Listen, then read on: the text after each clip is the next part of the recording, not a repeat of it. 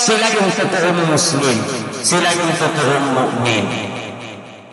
So meaning, maging salih ka, maging mu'min ka, bibigyan ka ng Allah ng magandang buhay. Provided na gagawin mo yung pagiging salih at isakat sa tinatawag na mu'min.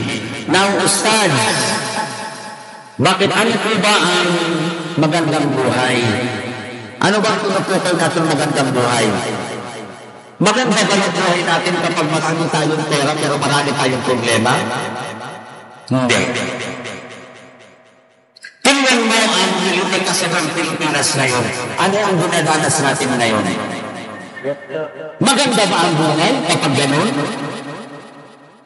So money is nothing. Kaya ang Allah nagbigay ng babala. Ang sabi ng Allah, "Yawma la yanfa'u malun wala banun." Sa araw ng paghukom, ang iyong pera ay walang kwenta.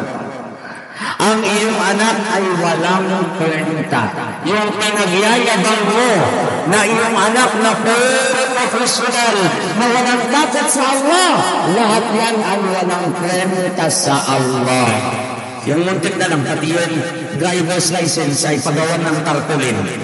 Congratulations, pasa ng driver's license, pumasa, pinagawan ng tarpaulin. Allahu Akbar. Imagine, subhanallah wa bihamdihi. Yawma la yanfa'u malun wala banun illa man atallaha biqalbin salim. Sa araw ng paghukom, ang iyong posisyon, ang iyong pera, ang lahat ng iyong ari-arian, lahat ng yan ay walang kwenta. Illa maliban sa mga taong pinagtaguban ng busilak na puso. Busilak na puso. Subhanallah wa bihamdihi. So, ibig sabihin, ang magandang buhay, ang tinutukoy, ang sabi ng Rasulullah sallallahu alaihi wasallam, وعن أبي يحيى سعيد بن سنان قال رسول الله صلى الله عليه وسلم عجبا لأمر المؤمن عجبا لأمر المؤمن إن أمره كله له خير. Ang magandang buhay para sa isang mu'min, lahat ng sitwasyon sa kanya ay okay lang. May abis o adang natirapyan, nagapulang yan, may abis para kilala niya ang Allah. Ibig sabihin, ang buhay ng isang mananampalataya ay lahat ng sitwasyon ay okay sa kanya.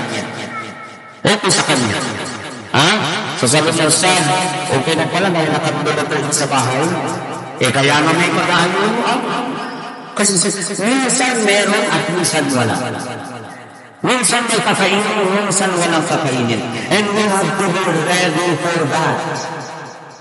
Basta mu'min lahu khair. Lahat ng buhay niya ay sa kanya ay mabuti. وَلَيْسَ ذَلِكَ لِأَحَدٍ إِلَّا لِلْمُؤْمِنِ. At walang kakayahang magsagawa ng ganun maliban sa taong mu'min. Nakakakita ka ng mag-asawa, nagdadasal, pero hindi pa dapat yung kanyang pananampalataya sa Allah, kaya pag walang minuto, subhanallah, ang kanyang asawa ay namagal. Saan ka magayo? Bakit wala ka ng pagkain? And so on and so forth. So, walaysa dhalika li'ahadin illa mu'min. Walang nakakagawa ng ganun, maliban lang sa taong mu'min. Ang sabi, in asabathu sarra'in shakar. Kabilang sa pag-ugali ng isang mananampalataya na kapag dumating sa kanya ang kabutihan, siya ay nagpapasalamat. Everybody say Alhamdulillah. Again, everybody say Alhamdulillah. Pag dumating sa kanya ang mga biyaya, siya ay nagpapasalamat. Lakana khairan lahu. At yan ay mabuti sa kanya. Kapag dumating naman sa kanya ang mga pagsubok, siya ay nagsasabar, siya ay nagtitinti. Lahat ng yan ay pare-pareho sa Kanya. So, ibig sabihin, masarap ang buhay kung kontento ka kung anong meron ka. Tama, mali. Pero ang isip ng tao ngayon, pag nakakita ng kapitbahay na magandang buhay, dapat magalit rin ang buhay natin. Dapat ito may trabaho pa rin, hindi lang ako nagtatrabaho. Dapat mga anak natin lahat professional. Kahit hindi nagsasama, walang problema sa kanila. And that is not the good life. The good life is when you reach the status of iman, lahat ng mangyayari sa iyo ay ipinapaubaya mo sa Allah subhanahu wa ta'ala. Yun ang masarap na buhay. Hindi masarap sa buhay yung marami kang business. Okay, I'll tell you ha, marami kang business.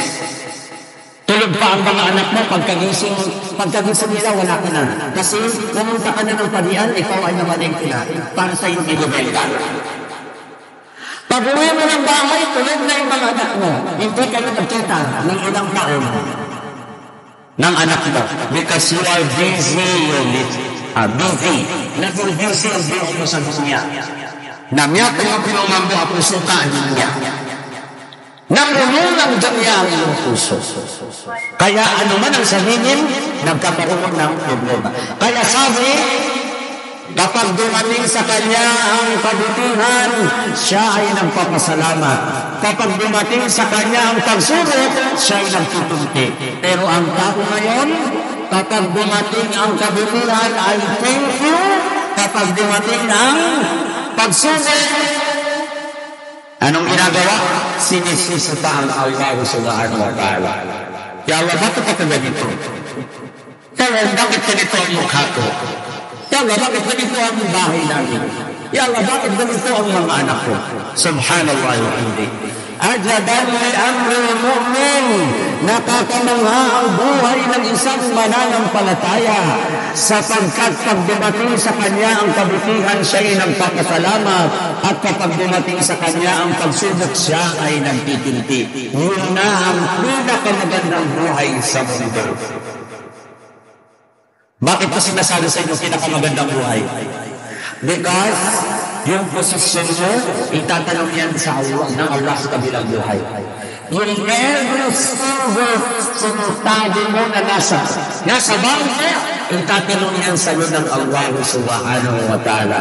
Masarap kung wala kang pinamumunuan, walang itatanong sa iyo. Ang pinamumunuan mo lang ang sarili mo at pamilya. Sinasabi niya yung san, okay lang pala na wala na akong pera, wala na palang itatanong sa atin. Mind you, sa dami ng pera mo, marami kang tanong sa kabilang buhay. Sa taas ng posisyon mo, sa laki, sa taas ng tanong sa iyo sa kabilang buhay. Subhanallah. Hindi masama maging mayaman. Hindi masama maging head. Hindi masama. Provided na ikaw ay may takot sa Allah subhanahu wa ta'ala. Ngayon sabi mo sa akin, Ustad, paano na lang ang mga artista? Magandang buhay nila. Hindi naman sila mananampalataya. Bakit maganda ang buhay nila? Ha? Bakit kaya? Sino makakasagot? Bakit kaya maganda ang buhay? Makikita ka o makakakita ka? Kailangan siguro natin bumaba, no? Kasi mukhang matutulog na, no? Subhanallah. Huwag na kong ibaba. Okay na po yan dyan. Dito na lang po ako. Bigyan natin ito. Sige. Sabi ko po kanina, ang matutulog ay kakalimutan ko.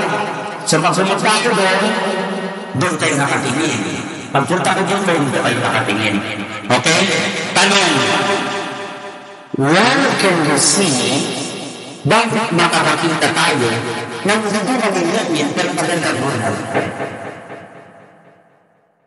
O diba sabi ko kanina, pag naging salih ang isang tao, إذا أصبح صالحا ومؤمنا الله يعطيه خيرا كثيرا. Kapag naniwala ang tao, at kapag siya ay nag-uukmin at gumawa ng mabuti, ano mangyayari? Bibigyan siya Allah ng mabiyah ako yan. Bibigyan siya. Pero Ustad, parang magiging ito yung sinasabi mo. Kasi Ustad, yung mga mu'min, at minsan pa yung mga gumagamit ang pinagdawawal, yung nagbibenta ng atin. Ano yung ito? Bato. Yung nagbibenta ng tawas, magandang buhay. Alala niya yung pinagdawawal ka ng tawas? Not mentioned. Okay. Bakit magandang buhay nila? Why? Why they are very happy? They travel around the world. Sila po, paalis-alis kayo saan? Ang tanong bakit? Asan yung pang-premyo? Bakit? Nakanagula tayo ng hindi naman nananampalataya, hindi naman nagsasala, hindi naman nagbibigay ng saka, pero mayaman. Saan mayroon ang kaliwanag? Anyone? Asan yung isang microphone? Baka may gusto sumagot ko. Anyone? Maggie? Maggie ahead? Tayo. Sige. Sila si Ahmed. Malay natin sa makatuhan ng ticket. Sige daw. Yallah. Okay na pinag-Mindanao, nakapagpilo po ako Mindanao. Kasi po ang kanya, sinabi ng Allah, doon niya sinabi ng hukom na doon natin. So, therefore, masaya na yung buhay niya. Gano'n na kaya. Tapos, Yung mga moment, ito ang gano'n nila yung dunya. okay, so wait lang ha. Take note, ang sabi ni Mufti, makakakita ka ng doon naman mananampalataya, pero masarap ang buhay. Kasi nga, binigay na sa kanya ng Allah ang dunya bilang jannah para sa kanya. Ha? Hindi ba mo tapos? Sagit ako ha. Sagit lang. At sabi niya, ito ay tulungan ng mga mananampalataya. So the answer is correct. Sabi ng Allah sa Quran, Man kana